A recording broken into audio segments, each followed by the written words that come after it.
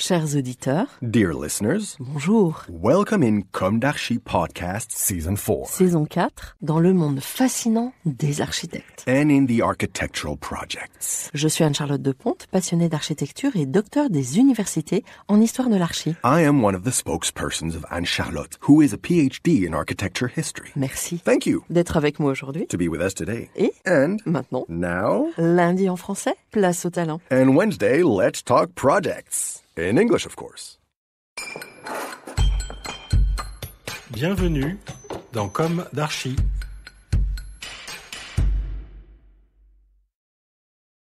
Chers auditeurs, bonjour. Je suis heureuse de vous retrouver aujourd'hui pour un spot numéro 2 consacré à Mies van der Rohe. En effet, rappelez-vous, je souhaitais que nous nous retrouvions aujourd'hui autour de ce grand personnage appartenant à l'histoire de l'architecture dans une lecture transversale. Et oui, je vous rappelle que Ludwig Mies van der Rohe, qui a vécu de 1886 à 1969, figurerait au top 3 avec Frank Lloyd Wright et Le Corbusier des grands maîtres de l'architecture du XXe siècle.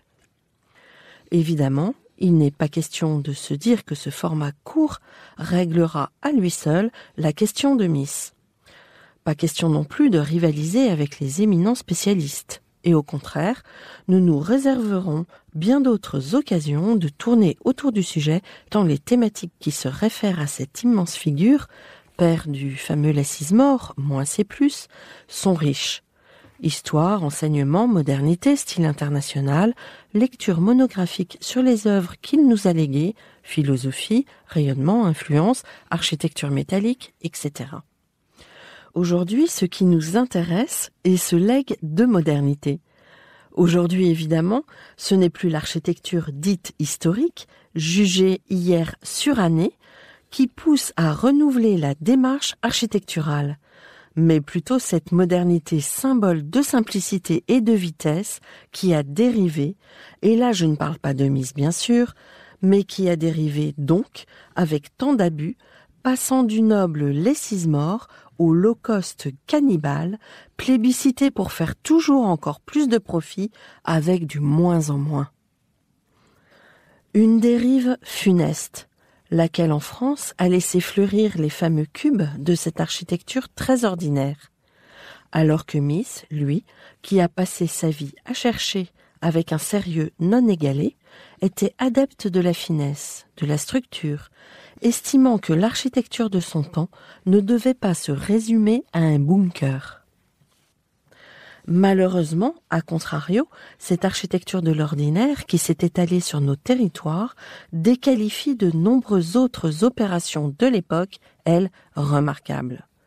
Alors, pour tenter de renouer avec l'essence de la modernité, redécouvrons ces quelques idées qui gravitent autour de Mies en le citant. Car que disait Mies sur les temps nouveaux, ses propres temps nouveaux, ceux qu'il a vécus? Dans un discours prononcé en juin 1930, dans le cadre de la session viennoise, il concluait « Les temps nouveaux sont un fait. Ils existent indépendamment de ce qu'on leur dise oui ou non. Mais ils ne sont ni meilleurs ni pires que n'importe quelle autre époque. Ils constituent une donnée pure, indifférente à sa propre valeur. C'est pourquoi je ne m'arrêterai guère à tenter d'éclaircir les temps nouveaux, à montrer leurs relations ou à révéler leur structure fondamentale. Nous ne voulons pas non plus surestimer la question de la mécanisation, de la standardisation et de la normalisation. Et nous voulons accepter comme un fait l'évolution des relations économiques et sociales.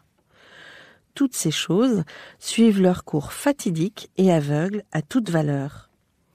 Seule sera décisive la manière dont nous nous affirmerons face à ces données. Alors seulement commencent les problèmes spirituels. Ce qui est décisif, ce n'est pas le quoi, mais le comment. Ni la production de biens, ni la manière dont nous les fabriquons n'ont de signification spirituelle. Que nous bâtissions haut ou bas, en acier ou en verre, cela ne nous dit rien sur la valeur de ce bâtiment.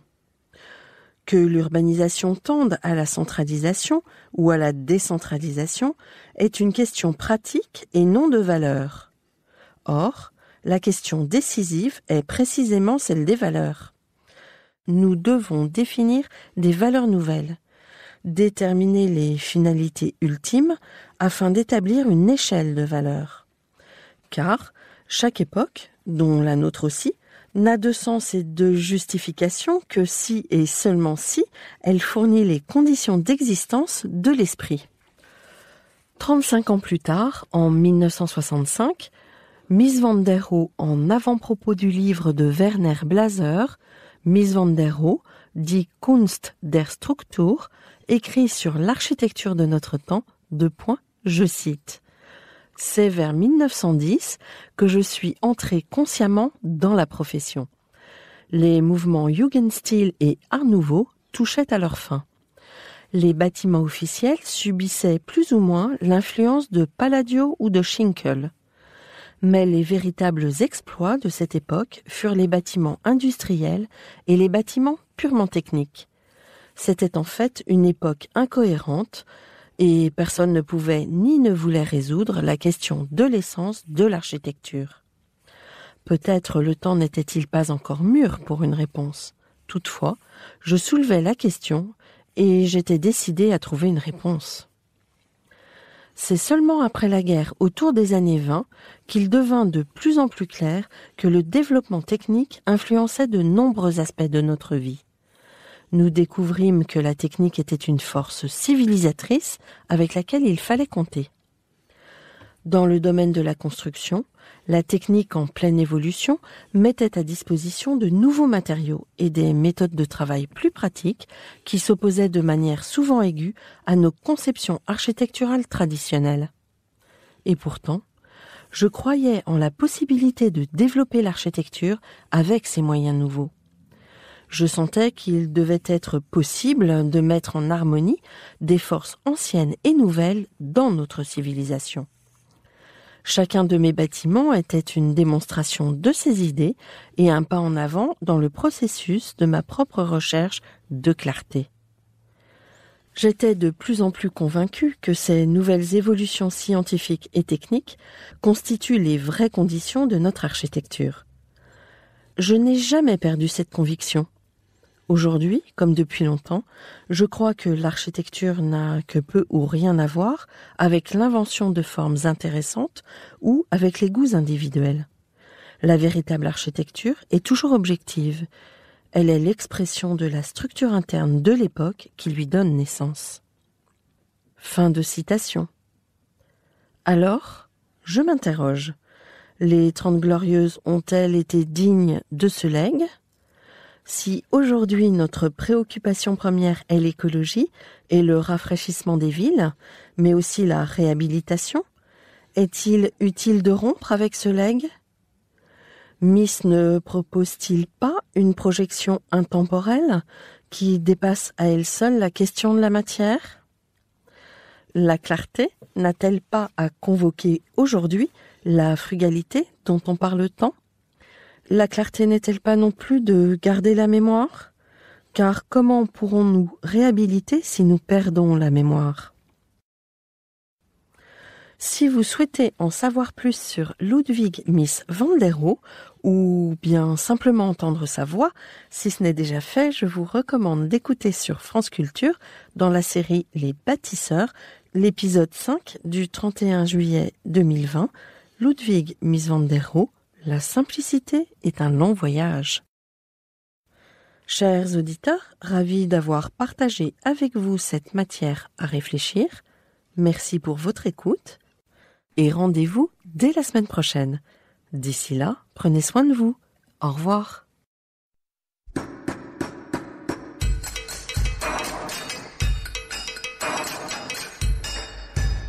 Chers auditeurs, merci pour votre écoute. Merci à Julien Rebourg, réalisateur, qui nous accompagne sur la partie son. N'oubliez pas de retrouver nos sujets en avant-première sur Instagram à l'adresse @comdarchipodcast. Si vous aimez ce podcast, favorisez sa diffusion en lui donnant 5 étoiles sur Apple Podcast, plus un petit commentaire, ou sur votre plateforme de podcast favorite. Et surtout, abonnez-vous pour écouter tous nos épisodes gratuitement. À bientôt et d'ici là, prenez soin de vous.